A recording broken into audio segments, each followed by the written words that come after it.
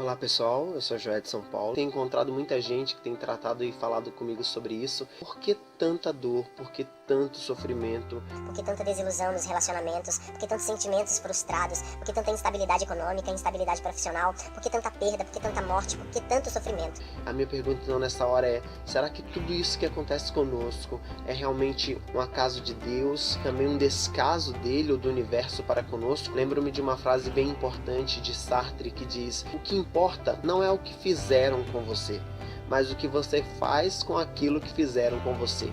Ou seja, a nossa disposição diante do que nos acontece que faz a diferença. E faz muito sentido isso. Por exemplo, o carvão, o grafite, ou a grafita como os cientistas chamam, e o diamante são originados, formados a partir dos mesmos elementos químicos, que são os carbonos.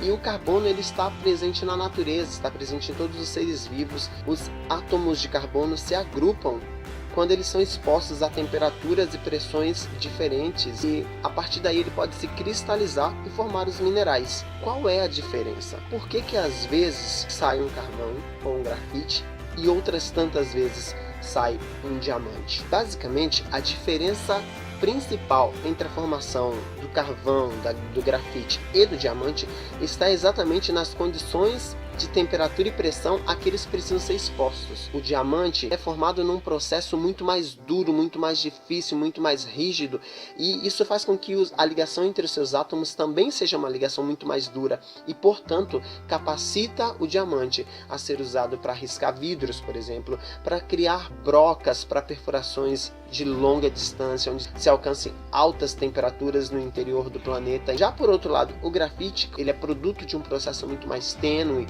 muito menos intenso. Ele acaba formado por uma rede de átomos muito mais frouxa. Pensando sobre tudo isso, então, a gente pode voltar na nossa pergunta e dizer: será que tudo que eu tenho passado de sofrimento, de dor, é por acaso? Ou será que tem exatamente um propósito de me fazer mais forte, de me tornar um diamante? Então, pensando no carbono sendo transformado em grafite e sendo transformado em diamante, eu poderia dizer tranquilamente nessa hora que são importantes alguns processos.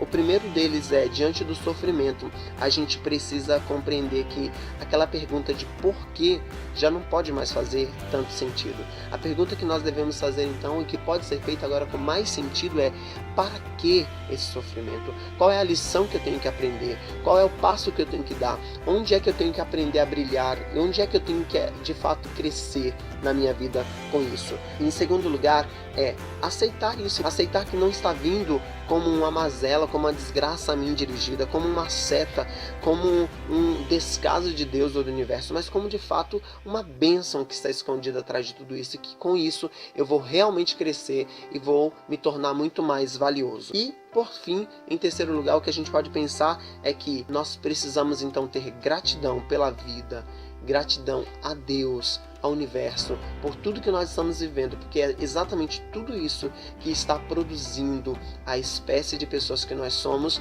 ou melhor, a espécie de pessoas que nós estamos nos tornando dia a dia. Talvez ainda você e eu não sejamos. Eu, no meu caso, estou muito longe de ser a pessoa que eu quero ser, que eu desejo ser, e mais ainda da pessoa que eu sei que eu preciso ser.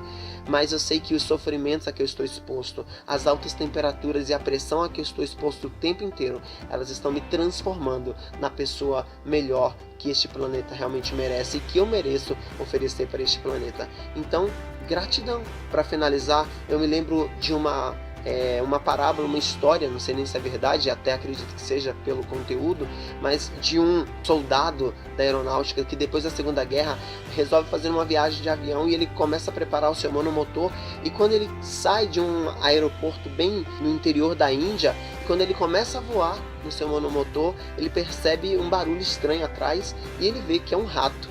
E aquele rato ia roer o avião e realmente ia acabar com tudo. Ia destruir o avião. A lona era frágil, era no monomotor há muito tempo atrás, e então era tudo muito mais frágil. E ele então tem que decidir que se ele voltar, pode ser que ele não consiga mais fazer com que o avião suba. E ele então lembra-se de uma outra possibilidade: os ratos não sobrevivem a grandes altitudes. E aí ele então resolve subir subir mais alto. E quanto mais ele subia, menos ele ia percebendo o barulho do rato, até que em uma altitude ele chega em que o rato não mais faz barulho, ele percebe que o rato morreu. E a ideia é da gente pensar exatamente isso. Quanto mais a dor, o sofrimento nos achegarem, mais a gente precisa voar, imaginando que o rato não sobreviverá a altas temperaturas, pressão e altitudes.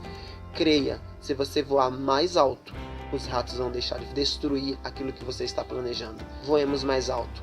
O sofrimento está na nossa vida para nos abençoar e não para nos destruir. Nós nascemos para ser diamantes. Eu sei que o processo é duro, mas vale muito a pena. Essa é a minha dica de hoje. Se inscreva no nosso canal, Joé de São Paulo, ou no nosso Facebook, www.facebook.com/minhadracma perdida.